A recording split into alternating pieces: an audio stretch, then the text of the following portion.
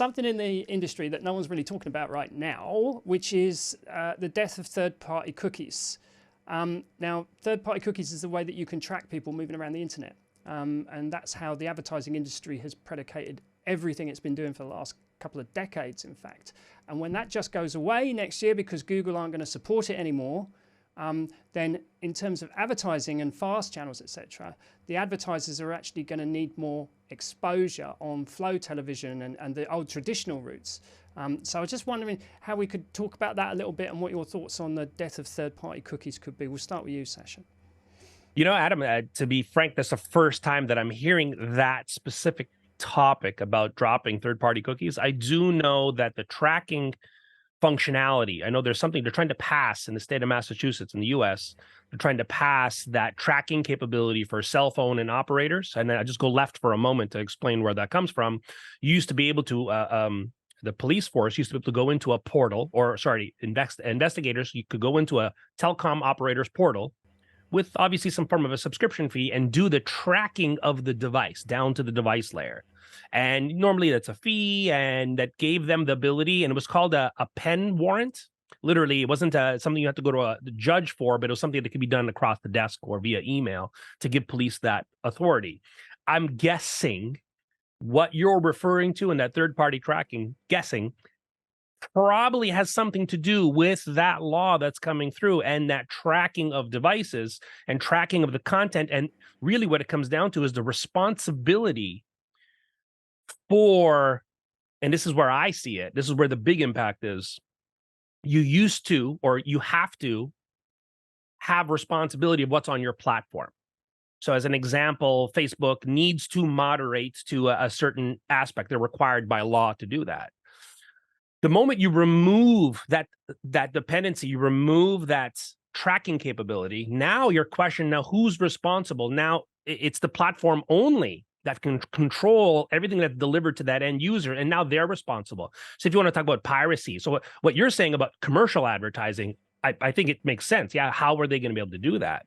But I go one step further. Now the platforms are going to have to enforce the piracy stuff or anti-piracy stuff. The platforms are now going to be responsible for what's delivered to the customer. So I think it's going to affect the advertising space. I do not necessarily, I'm not a big fan of that whole fast related stuff, even though fast is a big trend and everybody's doing it. I think the market is saturated. Maybe we'll talk about that in a bit, but I'm happy to hear it. I think I'm happy to hear that it's going more back to call it traditional, call it that sort of methodology where it's going to keep linear flows or server side advertising more predominant, and that just gives more business for organizations like yourselves and ourselves. I think it's an opportunity to make more money.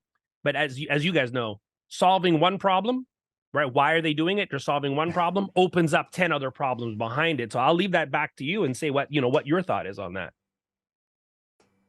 So as Robert always says, pros and cons to everything, right, Robert? Go on. Yeah, I think that was the problem with the last time we did this, right? Robert and I were just too in agreement.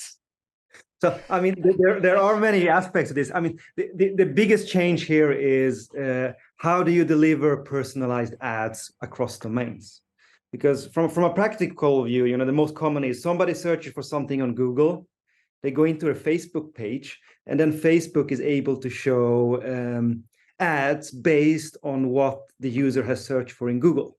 Now, this rule or this removing of third-party cookies removes this functionality. Now, technically speaking, this doesn't change much in Europe for websites that follow the rules because of GDPR, which states that the website has to own all personal information and be able to remove it. And as soon as you put in third-party cookies, they break that contract. But now they are forced to do it because the major browsers are removing the functionality entirely. I think you might think this is a good idea for privacy, which it of course is. It does make it more difficult for smaller actors in the sales space to sell, Because, for example, Facebook, they still have personalized information from what the user is using on their platform. And maybe they even add, to Facebook, instead of Google search, use Facebook search. And that way they still they just move where they get the information from. And likewise, Google. So all of these, big all-in-one platforms all of a sudden get a monopoly on in the personalized ad space. And that's what, Twitter or X is also doing. They are trying to turn X into, a do-it-everything platform, so they have access to all of this information, while smaller platforms that can't do this all of a sudden is unable to provide these personalized ad, and therefore they get less ad money. And it's, I think from a competitive perspective, this is a step back, while from a privacy perspective, it's a step forward. Well, let me dive in, Robert. As you're talking it through, I begin to think about. You're right. I first want to say you're 100% accurate in what you're saying, meaning it empowers the big guys better because you have Google, Apple, Facebook, and Twitter. Anyone who's hardcore SSO, right, single sign-on, that those cookies are still traveling with you, right? They're still going with you. So now they have to be a partner of Facebook. They need to be a partner of Google, a partner of, to be able to enable that tracking. So you said it 100% perfect. You now need to engage in a relationship with the top 4, top 5 organizations to be able to go past the, call it open world of the open cookies, and now we're more towards a closed cookie. So the good side of it is prevents a lot of the malicious stuff that comes down the line. A lot of that, crap, as I like to refer to it, that goes away, but now just puts more power into the big guys. Now, is it good? Is it bad? My brother-in-law says, we don't know. My brother-in-law says, oh, I won't install WhatsApp on my phone because now it's a Facebook company. I won't put Facebook on my phone. He's very, what's that word? Help me out with that word. It's paranoid, paranoid, conspiracy theorist, all of that stuff. And I said to him, you've given the power to the cell phone operator to know everything about you. We have our cell phones in our pocket.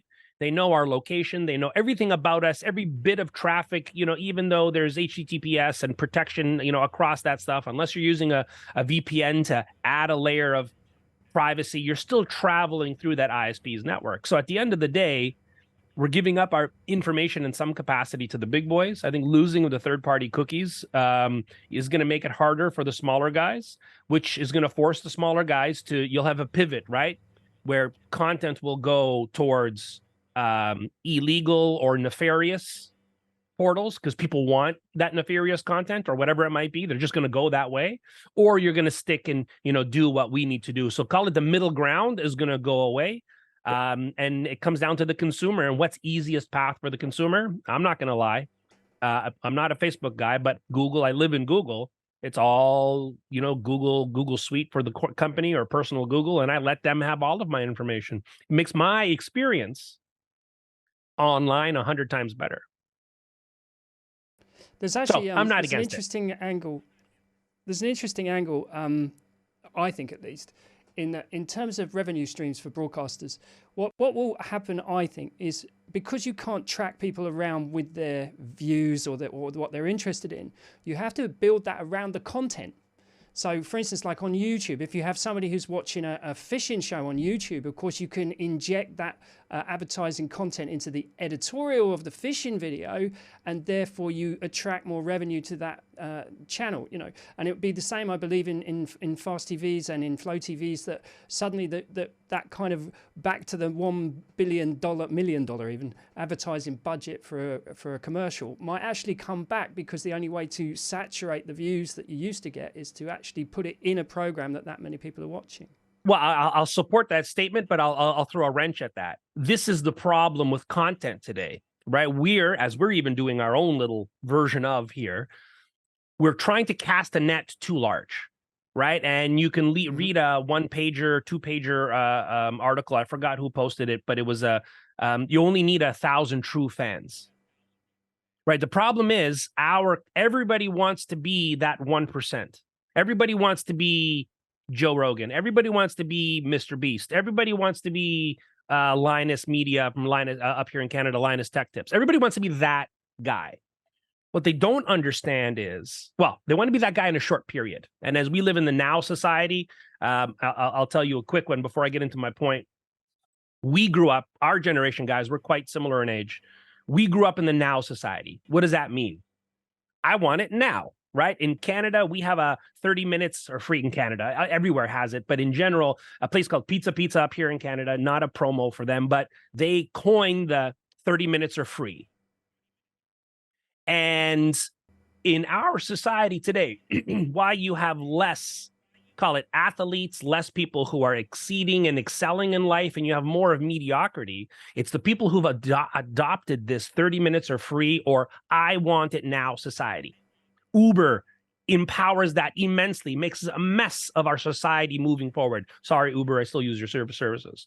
At the end of the day, we want it now. Nobody wants to put in the effort and energy to build the true fan base, whatever that content might be, to get you to that level. Everybody wants a one-hit wonder. Everybody wants their 5 minutes of fame, but it's not about the 5 minutes of fame. It's about the journey to get to that point. That's why I respect content creators who've been doing it for a decade, right? You can find information like this online yourself, but to be an expert at anything, as fellow tech guys, we've spent endless hours, right? Endless hours. But it takes 10,000 hours to be an expert at anything. So going back on the point here, why I went on my little rant, you need to earn your way to the top to get the advertisers, to get the eyeballs so that you can get the advertisers, right? In this world of CPMs getting ridiculous, I've seen as 1 penny CPMs up to $65 CPMs and even some other ridiculous stuff, but that's one-offs. You need to focus in on your content, make the content, build the fan base from fast channels to linear channels to podcast, it doesn't matter. You need to earn your way up there. So when you talk about, and there's a long rant, sorry, Adam, product placement, companies that have done that so well, right? Go back to Johnny Carson pushing cigarettes. They wouldn't go to a commercial. They would stop mid-interview, light up a smoke, and talk about how good Camel cigarettes were. That was the high value item. That was the big driver because they were engaging. So if you look at, and I'll go back to Linus Media and look at his content and what he's doing, he doesn't care about the third-party trackers. He doesn't care about any of that stuff, cookies. He's doing in-content advertising. Leo Laporte done that with the Twit. Mr. Beast created his own brands behind it. So yeah, I think it's going to screw the middle guy and the guys who've already done something. It's just going to make it harder for the small guy to work his way up, build content, build fans, build the eyeballs over time, opposed to trying to cast a wide net. Sorry, that was a rant. Yeah. So, it goes a little bit back to the I want it now from the consumer side. So, there are two. Well, what you were saying, Adam, is okay. People that are looking at fishing videos, they are usually interested in fishing, and therefore it's good to show them ads that's related to fishing. That's great. But that misses the temporal targeting, which means like if I want to buy new shoes, I Google what kind of new shoes are there. And then if I go somewhere else, they will show me ads relating to what I need right now. So, there's ads targeting my interest, that's a long-term ad target. And then there's ads relating to what am I looking to buy right now? And I think that what am I looking to buy right now that's the one we're going to miss. And I think that's one of the most important ones. So I think also from a broadcaster side, it's going to be also what kind of content do we produce? If I produce content, what kind of shoes to select next, or, what to think about when you're buying shoes, that kind of content are more targeted to what consumers want right now and what they're looking to buy, while a TV show about fishing is more a long-term, when they want to buy something. Oh, I saw a fishing series 6 months ago about these things, and then they think back. So there's two categories of ad targeting, and one of the categories now is gonna, it was a freebie before with the third-party cookies, but now you actually have to create content that targets the audience in their moment of need. Or better yet, now you want these cookies, you got to pay us a percentage to get the cookies. Yeah. Now we're going to take a 5% or even a 1%. It doesn't matter what it is. We're going to take a cut if you want these cookies. And that's what's happening now. They're monetizing the cookie layer. Look, it's you know what that means, right? At the end of the day, it just means more money for us.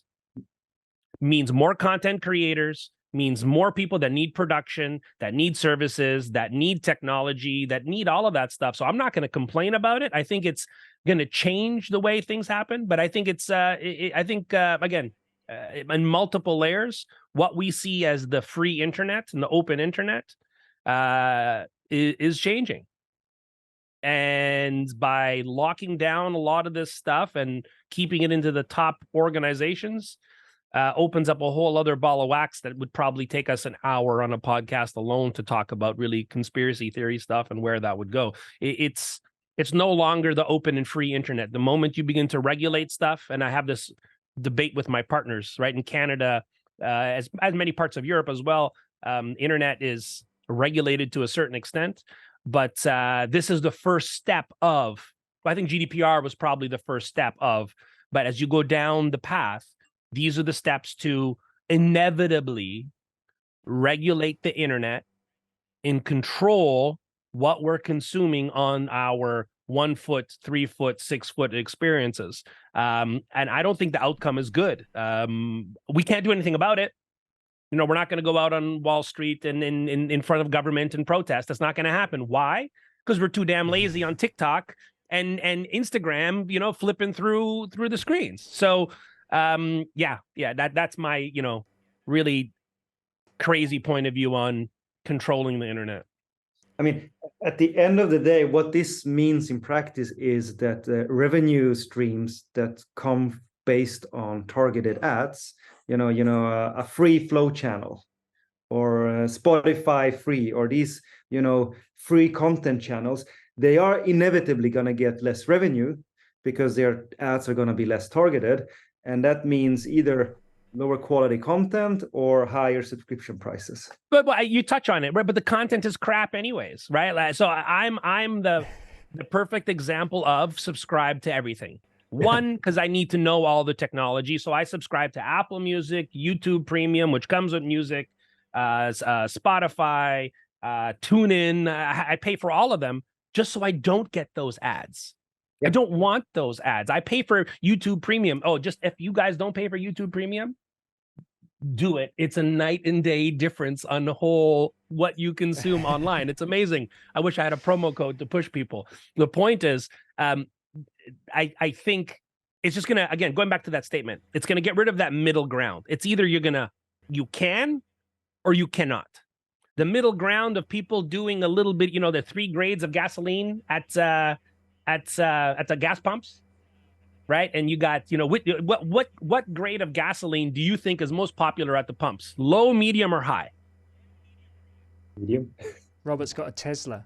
Medium. So Robert says medium. Adam, what about you? What do you think? Robert's Tesla doesn't take high, but I'd put it in just for a laugh to see what would happen. I got the Tesla too. It's okay. Anyway, but the point of what I was trying to say is it's going to get rid of the middle ground. That's all it's going to happen, right? You have to create those options. They're going to get rid of the middle ground, from third-party cookies to how society is changing. It's a big thing that we need to take under consideration. That's great. Okay, gentlemen, I'm going to call it a day there because we've reached our half-hour point. Sasha, do you want to have a quick plug? Where is your stand at IBC? What's your hall and number? Oh, I'm going to let you put some lower third up. I'll put it down there. I do not have it. Yeah, it's here. It's somewhere over here, wherever Adam has chosen to put it. Hopefully, it's close to you guys, so we can. We should set up something between our booths for fun. Why not? Just to have some cool interactive stuff. That's the shameless plug. IBC, come see us. We always got cool things, problems. We solve your problems. If you do anything on the production delivery side, that's our forte. That's our claim to fame. Private fiber connectivity, appliances, the whole 9 yards. Tier 1 clients coming to us to solve those delivery problems. That's who we are. So come to us first to produce the content, and then over to Nextologies to distribute it. I love it. and we're on this one down here. This number, that's that hall 7 under the. Yeah. Also, you're gonna put the Right. Go there, and then come over here. Yeah. There you go. We need to build a nap with an arrow. Yeah. All right. Thanks, gentlemen. As lovely as always to see both of you, and have a good rest of the summer. Cheers, guys. Bye. See you at the show. Bye. Cheers, man.